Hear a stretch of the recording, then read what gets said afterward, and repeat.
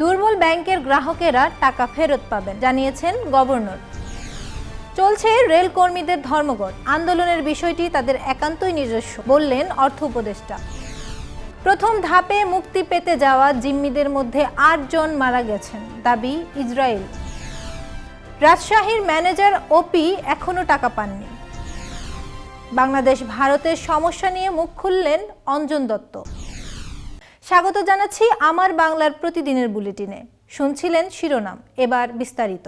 বাংলাদেশ ব্যাংকের governor Ahsan H Mansur বলেন, দুর্বল ব্যাংকের গ্রাহকেরা জমা টাকা ফেরত পাবেন, তবে সেজন্য সময় দিতে হবে। ধাপে ধাপে টাকা ফেরত দেওয়া হবে। আজ মঙ্গলবার রাজধানীর সিরডাপ মিলনায়তনে বাংলাদেশের ক্ষুদ্র ঋণ পরিস্থিতি নিয়ে মাইক্রো ক্রেডিট রেগুলেটরি অথরিটির প্রতিবেদন প্রকাশ অনুষ্ঠানে প্রধান অতিথির বক্তব্যে তিনি এই কথা বলেন। মাইক্রো ক্রেডিট রেগুলেটরি অথরিটির এক্সিকিউটিভ ভাইস চেয়ারম্যান অধ্যাপক মোহাম্মদ হেলাল উদ্দিনের সভাপতিত্বে অনুষ্ঠানে বিশেষ অতিথি ছিলেন আর্থিক প্রতিষ্ঠান বিভাগের সচিব নাজমা মোবারক। আলোচক হিসেবে উপস্থিত ছিলেন পল্লী কর্ম সহায়ক ফাউন্ডেশনের ব্যবস্থাপনা পরিচালক মোহাম্মদ ফজলুল কাদের। অনুষ্ঠানের শেষের দিকে উপস্থিত একজন গভর্নরের কাছে জানতে চান, দুর্বল ব্যাংকগুলোর কি হবে, সেখানে তারা যে টাকা রেখেছেন তা ফেরত পাওয়া যাবে কিনা। জবাবে আহসান এইচ মনসুর বলেন, আমি ব্যক্তিগতভাবে গত 10 বছর আগ থেকে বলে আসছি, এস আলমের ব্যাংকে আপনারা টাকা রাখবেন না, কিন্তু আপনারা টাকা রেখেছেন। তারা 2% সুদ বেশি দিয়েছে, আপনারা সেখানেই টাকা রেখেছেন, এখন ধরা খেয়েছেন। আহসান এইচ মনসুর আরও বলেন, এখন আমরা আপনাদের উদ্ধার করব, কিন্তু এখনই সেটি পারা যাবে না, আমরা ধাপে ধাপে করব, সেজন্য সময় দিতে হবে। আমরা ব্যাংক রেজুলেশন অ্যাক্টের দিকে যাচ্ছি, কিছু ব্যাংক একীভূত করতে হবে, এ বছরই হয়তো অনেক কিছু করা হবে। এতটুকু বলতে পারি, আপনারা টাকা পান আর বন্ড পান, কিছু একটা পাবেন। অনুষ্ঠানে জানানো হয়, গত 2023-24 অর্থ বছরে গ্রাহকের মধ্যে 3 লাখ কোটি টাকার ঋণ বিতরণ করেছে ক্ষুদ্র ঋণ প্রতিষ্ঠানগুলো। এটি আগের অর্থ বছরের তুলনায় 5.26% বেশি। অর্থ উপদেষ্টা ডক্টর সালেহ উদ্দিন আহমেদ বলেছেন, রেলের কর্মচারীদের কিছু দাবি ছিল, আমরা বেশ কয়েকদিন আগেই তাদের সুবিধা দিয়েছি, তারপরও তারা এখন কেন আন্দোলন করছে, এটা তাদের ব্যাপার। মঙ্গলবার সচিবালয়ে সরকারি ক্রয় সংক্রান্ত উপদেষ্টা পরিষদ কমিটির বৈঠক শেষে সাংবাদিকদের এক প্রশ্নের জবাবে তিনি এসব কথা বলেন। ডক্টর সালেহ উদ্দিন আহমেদ বলেন, প্রত্যেকের একাধিক দাবি দাওয়া থাকে, তারা বলেছেন এই দিতে হবে, ওভারটাইম অ্যালাউ করতে হবে, আমাদের পক্ষে যতটুকু সম্ভব আমরা করেছি, যেভাবে দেওয়ার দিয়েছি। আমার মনে হয় মোটামুটি যেটা যৌক্তিক ছিল সে সুবিধা আমরা দিয়েছি। তিনি আরও বলেন, এখন অন্যান্য দাবি দাওয়াগুলো সংশ্লিষ্ট মন্ত্রণালয় দেখবে। আমার এখানে যদি আসে, যৌক্তিক কিছু থাকলে অর্থ মন্ত্রণালয় মানা করবে না। মানবিক কারণে বা মানুষের চাকরির ব্যাপারে সমস্যা হলে সে বিষয়েও যথাযথ ব্যবস্থা নেওয়া হবে বলে জানিয়েছেন তিনি। সাংবাদিকদের এক প্রশ্নের জবাবে অর্থ উপদেষ্টা বলেন, রেলের ওভারটাইমের ইস্যুটি এসেছিল, সেটা আমরা সমাধান করেছি। এখন যদি বলে পেনশন গ্র্যাজুইটি যোগ করতে হবে, এমন দাবি তো অন্যান্য সংস্থার অনেক আছে। দাবি দেওয়া ইস্যুতে তারা যদি রেল বন্ধ করে দেয়, তাহলে সেটি রেলওয়ে উপদেষ্টা বলবেন। গাজায় যুদ্ধবিরতি চুক্তির শর্ত অনুযায়ী প্রথম ধাপে 33 জন জিম্মিকে মুক্তি দেওয়ার কথা হামাসের। তার মধ্যে এখনও 26 জন ফিলিস্তিনি গোষ্ঠীর জিম্মায় রয়েছেন, তবে তাদের মধ্যে 8 জন ইতোমধ্যে মারা গেছেন বলে দাবি করেছে ইসরায়েল। ব্রিটিশ সংবাদ মাধ্যম বিবিসির প্রতিবেদনে এ খবর জানা গেছে। হামাসের দেওয়া তালিকা থেকে জিম্মিদের বর্তমান অবস্থা সম্পর্কে নিশ্চিত হওয়ার কথা জানিয়েছেন ইসরায়েল সরকারের মুখপাত্র ডেভিড মেনসার। সাংবাদিকদের তিনি বলেছেন, গোয়েন্দাদের প্রতিবেদনের সঙ্গে হামাসের তালিকার তথ্যে সাদৃশ্য পাওয়া গেছে বলে আপনাদের জানাতে কোনো বাধা নেই। হামাসের হাতে ইতোমধ্যে 8 জন নিহত হয়েছেন, তাদের পরিবারকে এ ব্যাপারে আমরা জানিয়ে দিয়েছি। অবশ্য নিহত জিম্মিদের নাম প্রকাশ করেনি কর্তৃপক্ষ। 19 জানুয়ারি যুদ্ধবিরতি কার্যকর হওয়ার পর এখন পর্যন্ত 7 ইসরায়েলি নারীকে মুক্তি দিয়েছে হামাস।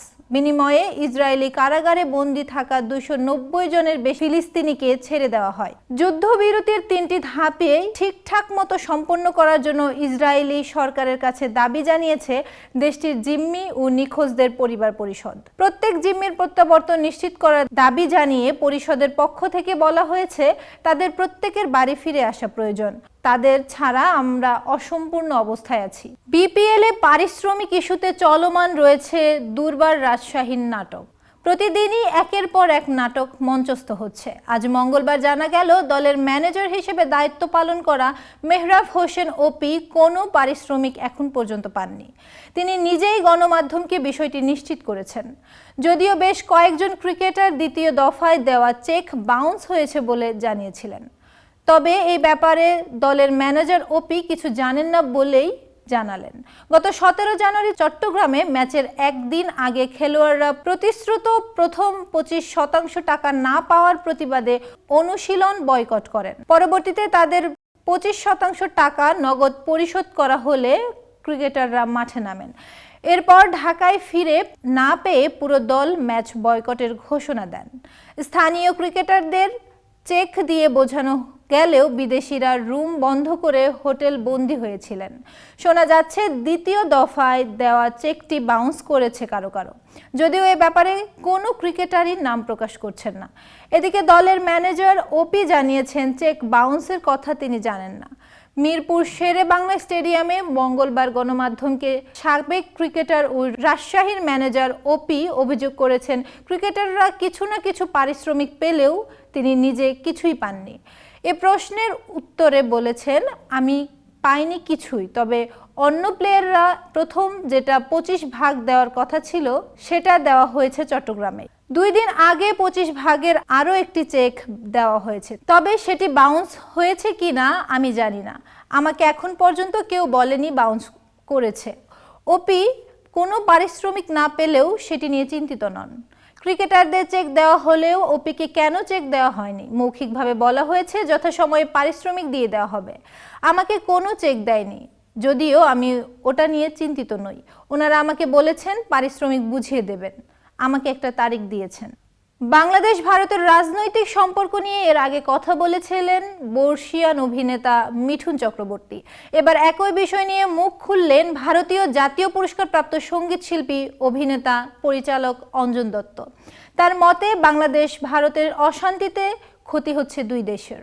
সোমবার ভারতীয় গণমাধ্যম পিটিআইকে দেওয়া এক সাক্ষাৎকারে তিনি বলেন, কলকাতা এবং ঢাকার ফিল্ম ইন্ডাস্ট্রির স্বার্থে বাংলাদেশের সমস্যার দ্রুত সমাধান হওয়া প্রয়োজন। এই দুই দেশেরই খুবই বড় একটা বাজার রয়েছে, এটি দুই দেশের জন্যই অত্যন্ত গুরুত্বপূর্ণ। ভারতের পাশাপাশি বাংলাদেশেও অঞ্জন দত্তের একটি বড় ফ্যান গ্রুপ রয়েছে। অঞ্জন দত্ত বলেন, রাজনীতি মানুষকে ভাগ করে দেয়, কিন্তু শিল্পী ঐক্যবদ্ধ করে। সাক্ষাৎকারে তিনি বলেন, আমি চাই বর্তমান অচলাবস্থার দ্রুত সমাধান হোক।